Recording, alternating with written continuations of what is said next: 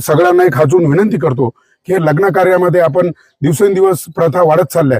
पूर्वी आपल्या आजोबा पंजोबांची लग्न मानदेव डहाळे टाकून आणि एक साधा विधी केला जायचा. ते लग्नही टिकले, त्यांनाही मुलं झाले. आणि आता जे काही पैशाची नुमाईश, नुसता पैसा उधळायचा आहे. अरे बाबा रे, तुमच्याकडे जर लय पैसा झाला असेल ना, एखाद्या गरीबाच्या मुलाचा शिक्षणाचा खर्च घ्या, एखाद्या गरीबाच्या मुलीचं लग्न करा, तिला संसार घेऊन द्या.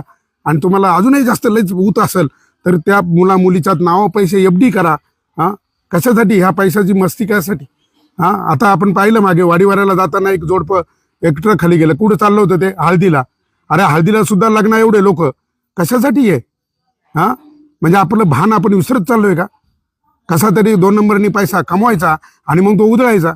आणि मग ते पाहून दुसऱ्या रेशील लागत, नाही त्याचा मांडव एवढा झाला मग मी एवढा मोठा करीन. या स्पर्धा सोडा. एकमेकाची जिरवायापेक्षा पाणी आडवण पाणी जिरवा, तिथं शेत्या फुलवा आपल्या. अजून एक मराठा समाजाला माझा संदेश आहे, हे लग्न पत्रिका जुळवून वगैरे लग्न ह्या भानगडीत लग्न मोडामोडी करू नका. अरे प्रत्येक गावात 100-150 पोरं बिगर लग्नाचे या तुमच्या उद्योगामुळं. अरे आपल्या पूर्वजांनी गुण जुळवायला सांगितलंय. आवडी निवडी, उंची, रंग, रूप ते पहा ना जरा. ते दिलं सोडून. शिक्षण पहा, रक्तगट पहा. लयच झालं तर आता त्याचं पूर्ण मेडिकल करा. दोघा मुला मुलीचं दोघा ते दाखवा रिपोर्ट एकमेकाला. महाराष्ट्रातले सगळे लग्न पत्रिका जुळवून झाले तरी फॅमिली कोर्टात जत्रा भरली फारकती घ्यायला. मग काय आहे? आणि पूर्वी पत्रिका जुळवली नाही, एकमेकाला पाहिलं सुद्धा नाही, तरी लग्न एकदम सुखानं आपल्या आजी आजोबाचे बापांचे संसार झाले.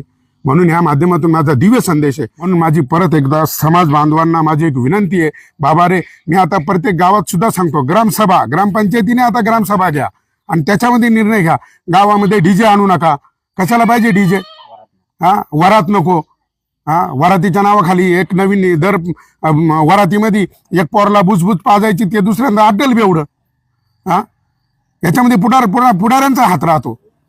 आपल्या स्वार्थापायी द्या या गावात एक बॉक्स पोरांना, द्या त्या गावात बॉक्स पोरांना. काही नाही बिअर बार उधाऱ्या लावल्या. म्हणून त्या पुढाऱ्यांना सुद्धा आता माझे ह्या माध्यमातून एक आव्हान आहे की हे तुमचे रिकामी उद्योग बंद करा. तुमच्या राजकारणासाठी लोकांची लेकरं नासवू नका. आणि मराठा समाजाला परत एकदा विनंती आहे का बँड बाजा हळदी, आता हळदीला बापरे एका लग्न एवढी गर्दी, हळदीला किती गर्दी राहते. कशासाठी ही? हा उत्माद कुठे चाललाय?